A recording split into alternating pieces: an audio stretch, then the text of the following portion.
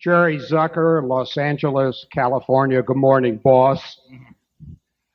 Calling your attention to the annual report and major investments. I appreciate your comments on two companies. Number one, M&T Bank, a new name to that list, but not exactly a household name, at least on the West Coast. And company number two, definitely a household name, but missing from the list this year, the Walt Disney Corporation.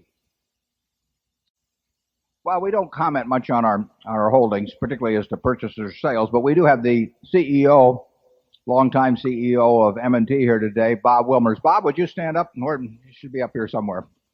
There he is. Bob is a terrific businessman, a terrific banker, and a terrific citizen. I've known him a long time. Good friend of Stan Lipsey, our publisher in Buffalo. Bob runs the kind of a bank that allows Charlie and me to sleep very comfortably. Someone once said there are more banks than bankers, which is something we're thinking about a little bit. But believe me, Bob is a banker and has done a lot for Buffalo. And he has a very big ownership position, which he achieved at least in very large part through purchase with his own money, as opposed to having options. He's got one of the largest ownership positions, probably among the 100 largest banks in the United States, and it's just a very attractive business for us to be in, and we're very comfortable with it. And 10 years from now, Bob will be here, and I hope I'm here, and we'll probably own M&T.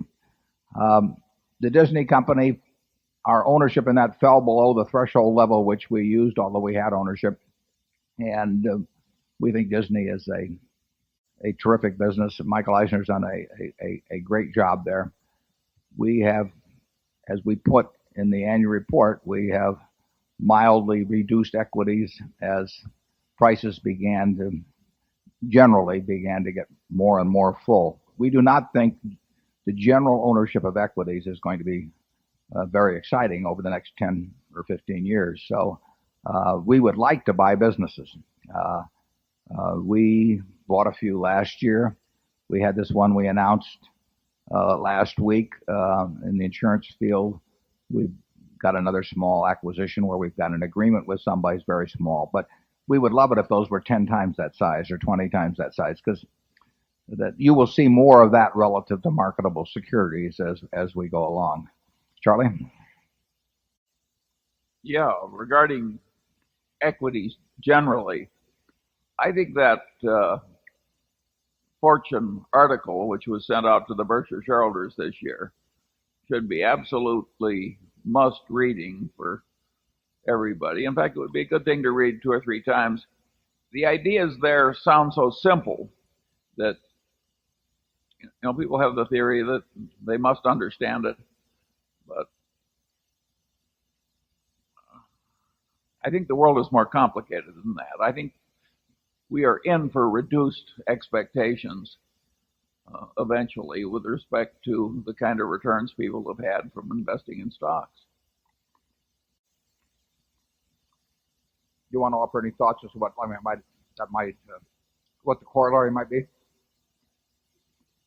Well, I think if you have very unreasonable expectations of life, it makes life much more miserable. Much better to get your expectations within reason.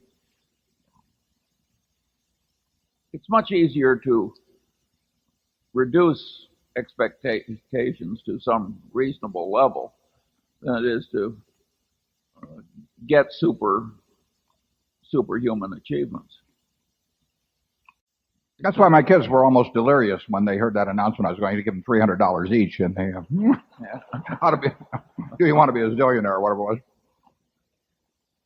Incidentally, that was terrific of Regis Philbin to do something like that. I mean, all of those appearances are non-paid, I can assure you. Those people are good, very, very good sports, and I thank them. Okay, we'll go to Zone 5.